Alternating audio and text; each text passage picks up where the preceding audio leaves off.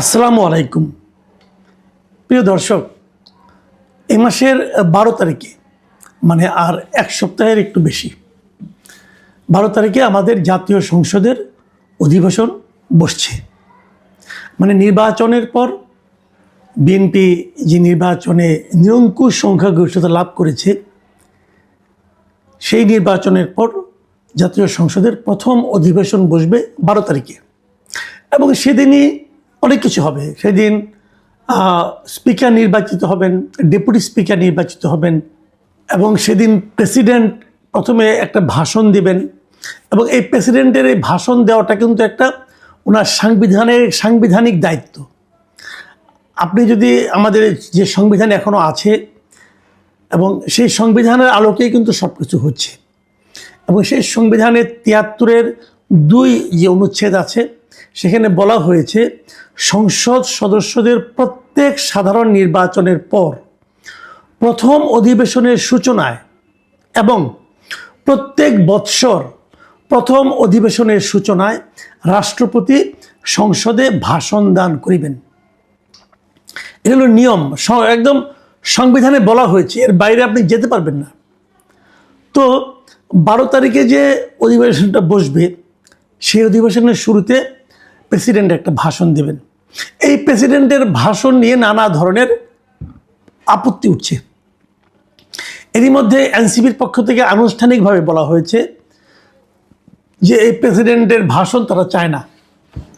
তারা বলেছে প্রেসিডেন্ট ভাষণ দিতে পারবে না, কারণ এই প্রেসিডেন্ট শেখ হাসিনার উচ্ছিষ্টভোগী অমুক তমুক অনেক কিছু এবং তার কোনো ব্যক্তিত্ব নাই, সেই স্বৈরাচারের দোসর ছিল, এগুলো অনেক কথা বলা হচ্ছে। আবার পাশাপাশি একজন আইনজীবী, যদিও উনি আইনজীবী বাট উনি জামাতের লোক আর কি, জামাতের আইনজীবী বলতে পারেন আপনি, কারণ উনি জামাত করেন, জামাতের পক্ষে ভোট চান, নানা রকম ঘটনা ওনার আছে। মিস্টার শাহরিয়ার কবির তিনি প্রধানমন্ত্রীর কাছে একটা চিঠি লিখেছেন যে যেন প্রেসিডেন্টকে দিয়ে ভাষণটা দেওয়ানো না হয়। কিন্তু কোশ্চেনটা হলো, প্রেসিডেন্ট ভাষণ যদি না দেন তাহলে সেটা ঠিক হবে কিনা, অথবা প্রেসিডেন্ট ভাষণ দিতে পারবেন না একথা প্রেসিডেন্টকে কে বলতে পারবে, কেন বলবে, বলাটা সংবিধান সম্মত হবে কিনা, এই প্রশ্নগুলো কিন্তু আছে। আমি এটা নিয়ে একটু আলাপ করব আজকে। আমি আপনাদেরকে আগেই বলেছি যে প্রেসিডেন্টের যে দায়িত্বের কথা আমি বললাম, প্রেসিডেন্ট সংবিধান বলেছে যে প্রেসিডেন্ট নতুন সংসদ নির্বাচনের পর প্রথম যে অধিবেশন হবে এবং এছাড়া প্রতি বছর প্রথম যে অধিবেশনটা হবে সেই অধিবেশনে প্রেসিডেন্ট ভাষণ দেবেন। এখন শাহাবুদ্দিন আহমেদকে আপনি পছন্দ করেন না, নাও করতে পারেন, আপনাকে সবাইকে পছন্দ করতে হবে এমন তো কোনো প্রতিজ্ঞা নেই, তাই না? কিন্তু পছন্দ না করলেও আপনি তো অন্য কাউকে প্রেসিডেন্ট বলতে পারবেন না। প্রেসিডেন্ট তো উনি, শাহাবুদ্দিন আহমেদই প্রেসিডেন্ট, এটা আপনাকে মানতে হবে ভাই। প্রেসিডেন্ট কিন্তু ব্যক্তি না, প্রেসিডেন্ট একটা প্রতিষ্ঠান, প্রেসিডেন্ট একটা পদ, সেই পদের লোকটা ওখানে বসে আছেন এবং ওই পদটাকে আপনি অসম্মান করতে পারবেন না। এই দেশের নিয়ম কানুন আইন সংবিধান সব কিছু মিলিয়ে প্রেসিডেন্টকে দেশের সবচেয়ে সম্মানিত ব্যক্তি হিসাবে অধিষ্ঠিত করেছে, স্বীকৃতি দিয়েছে। তো তাকে আপনি অপছন্দ করতে পারেন, কোনো সমস্যা, এটা আপনার পার্সোনাল ব্যাপার, কিন্তু সেটাকে কি আপনি প্রাতিষ্ঠানিক পর্যায়ে নিয়ে আসতে পারবেন? পারবেন না। আরেকটা কথা, নাহিদ ইসলাম সাহেব মাঝখানে একবার বলেছিলেন যে প্রেসিডেন্টকে অভিশংসন করা হোক, মানে ইমপিচমেন্ট করা হোক। দেখেন প্রেসিডেন্টকে কিভাবে ইমপিচমেন্ট করা যায় তারও কিছু নিয়মকানুন আছে। সেই নিয়মকানুনগুলো কি সেটা একটু জানা দরকার। সেই নিয়মকানুনটা হলো গিয়ে, প্রথমে প্রেসিডেন্টের বিরুদ্ধে একটা অভিযোগ তুলতে হবে এবং সেই অভিযোগগুলো সুনির্দিষ্ট হতে হবে। ওনার যদি কোনো নৈতিকতা স্খলন ঘটে, ওনার যদি মস্তিষ্ক বিকৃত হয়, এ ধরনের কিছু ঘটনা আছে যেগুলোর মাধ্যমে উনি আর প্রেসিডেন্ট থাকার যোগ্য নয় বলে যদি সংসদ মনে করে, তাহলে সেই সংসদে ওনাকে অপসারণের জন্য একটা বিল উঠবে এবং সেই বিলে 2/3 সংসদ সদস্য যদি ভোট দেন যে উনি প্রেসিডেন্ট থাকতে পারবেন না, তাহলে উনি প্রেসিডেন্ট পদ থেকে অপসারিত হবেন। এই হলো প্রেসিডেন্টকে ইমপিচ করার নিয়ম। নাহিদ ইসলাম আবদার করেছেন যে প্রেসিডেন্টকে ইমপিচ করতে হবে। তো নাহিদ ইসলাম যে দলের নেতা, সেই দলের মোট সদস্য হলো 6 জন। এবং উনি যে জোটের নেতা, সেই জোটের সঙ্গে তাদের সবগুলো মিলিয়ে সংসদ সদস্য হলো ৭৭ জন। তো ৩০০ সংসদের যে মানে আপনার অধিবেশন, সেখানে তো প্রেসিডেন্টকে ইমপিচ করতে হলে ২০০-র বেশি ভোট লাগবে। তা আপনারা তো ৭৭ ভোটের মালিক, অথবা আপনি ৬ ভোটের মালিক, তো আপনি ইমপিচ কীভাবে করবেন? করেন না, আপত্তি তো নাই, পারলে করেন, কিন্তু তার আগে আপনাকে তো ওনার নৈতিক স্খলনজনিত একটা অভিযোগ তুলতে হবে। সেটা কি?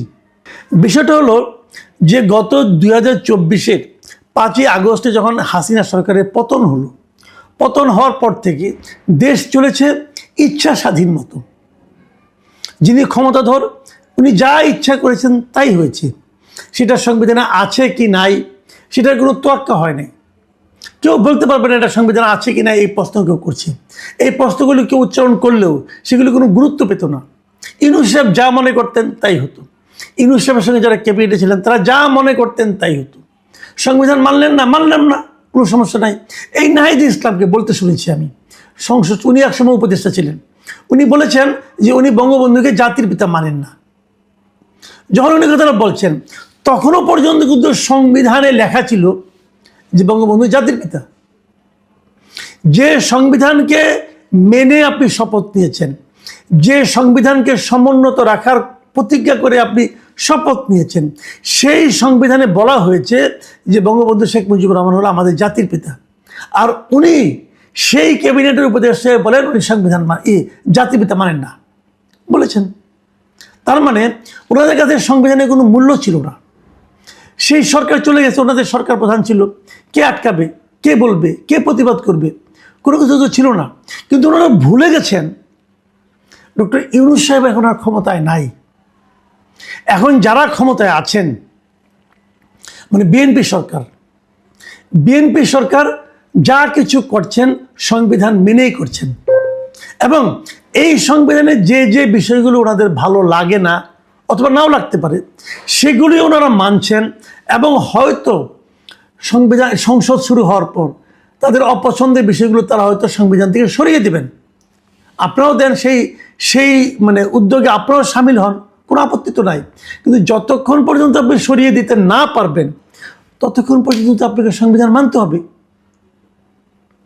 কারণ যদি আপনি আজকের সংবিধান না মানেন, এই না মানার অভিযোগটা কিন্তু আপনার বিরুদ্ধে রয়ে যাবে। সংবিধান পরিবর্তন হলেও এখন যে আপনি সংবিধান লঙ্ঘন করছেন এর জন্য কিন্তু আপনাকে আইনের আওতায় আনা যাবে। সংবিধান লঙ্ঘনের সাজা আপনাকে পেতে হতে পারে যদি কেউ চ্যালেঞ্জ করে আপনাকে। এই বিষয়গুলো মাথায় রেখে কাজ করতে হবে।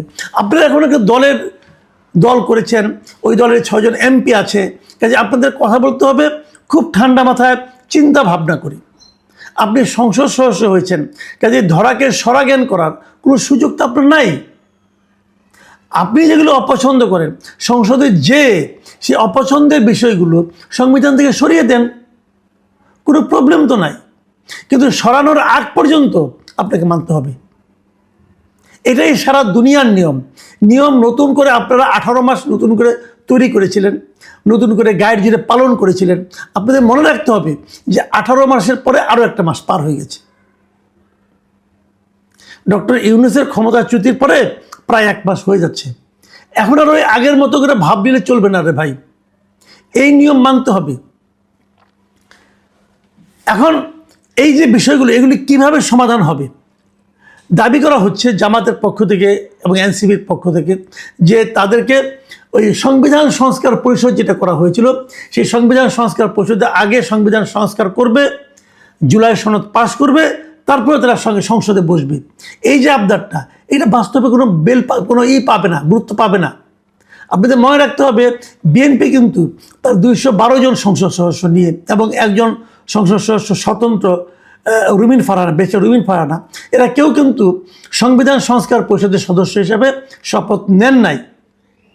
কাজেই সংসদ শুরু হওয়ার আগেই সংবিধান সংশোধনের কোনো সুযোগ আর নাই। আপনাকে সংসদে তারপর আপনাকে সংবিধান সংশোধনের কথা ভাবতে হবে। এবং এটাই স্বাভাবিক। আপনারা যেটা গায়ের জোর করছেন, এবং এরই মধ্যে আমরা দেখেছি যে বিএনপির পক্ষ থেকে জামাত ইসলামকে বলা হয়েছে যে আপনাদের এখান থেকে একজন এমপির নাম দেন যাকে আমরা ডেপুটি স্পিকার বানাতে পারি। জামাত এখানে শর্ত দিয়েছে, আগে জুলাই সনদ পুরোটা মানতে হবে, এই পুরোটা একটা প্যাকেজ, ওই প্যাকেজ না মানলে আমরা ডেপুটি স্পিকার নাম দিব না। তো এই আবদার তো হবে না, প্যাকেজ আগে কীভাবে মানবে? তারা তো সংবিধান সংস্কার পরিষদের সদস্য হিসেবে শপথ নেই নাই, তাহলে আগে আপনি কীভাবে প্যাকেজ বাস্তবায়ন করবেন? এই প্যাকেজ বাস্তবায়নের এখন একমাত্র পদ্ধতি হলো সংবিধান জাতীয় সংসদের যাত্রা শুরু হওয়ার পর সেই সংসদে এই জুলাই সনদকে উত্থাপন করা হবে একটা একটা করে, এবং ওই একটা একটা করে উত্থাপন করলে পরে একটা একটা করে ধারা, একটা একটা করে প্রস্তাব, তারপরে সংবিধানের ওই সংস্কারটা করা হবে কি হবে না তা নিয়ে সংসদ সদস্যরা আলাপ আলোচনা করবেন, এবং সেই আলাপ আলোচনার পর যদি তারা মনে করে এটা করা উচিত তখন তারা সংবিধান সংশোধন করবেন। এটাই হতে হবে পদ্ধতি, এর বাইরে আর কোনো পদ্ধতি নেই। যদিও আমি নিজে মনে করি, যদি জামাত বলেছে যে তারা ওই প্যাকেজটা পাস না হলে পরে তারা ডেপুটি স্পিকার হিসেবে কাউকে নাম দেবে না, আমার মনে হয় এটাও তারা শেষ পর্যন্ত এই দাবিতে অটল থাকবে না, অবিচল থাকবে না, তারা নিশ্চয়ই নাম দিবে। কারণ নাম না দিলে পরে তবে ডেপুটি স্পিকারটা হারাবে। এমনিতে জামাতের একজন জামাত তো এরই মধ্যে বিরোধী দল হিসেবে আছে, কাজে জামাতের যিনি দলনেতা ডাক্তার শফিকুর রহমান, উনি তো মন্ত্রীর মর্যাদা পাবেন। আবার যদি তারা একটা ডেপুটি স্পিকার পায়, ডেপুটি স্পিকারও কিন্তু ইকুইভ্যালেন্ট টু মিনিস্টার, উনিও মন্ত্রীর মর্যাদা পাবেন। কাজে জামাত দুটো মন্ত্রীর মর্যাদা দেওয়ার পদ তারা হারাতে চাইবে, এটা আমার কাছে মনে হয় না। জামাত অত বড় আন্দোলনকারী দল না, জামাত বরং সংসদীয় দল হিসেবে বেশ ভালো করবে বলে আমার ধারণা, এবং যে কারণে তারা এটা মেনে নেবে। তারপরে এখন বার্গেনিং চলবে আগামী কয়েকদিন, কিন্তু সেই বার্গেনিং হয়তো সমাধান হবে। কাজে আমার মনে হয় ডেপুটি স্পিকারের ব্যাপারটা সমাধান হবে, কিন্তু প্রেসিডেন্টের যে দাবিটা, প্রেসিডেন্টকে বক্তৃতা দিতে দিবে না, অথবা তারা ওয়াকআউট হয়তো করতে পারে, আমার জানি না, কিন্তু সেটাও আমি মনে করি প্রেসিডেন্টকে বক্তৃতা দিতে দেওয়া উচিত, খুবই উচিত।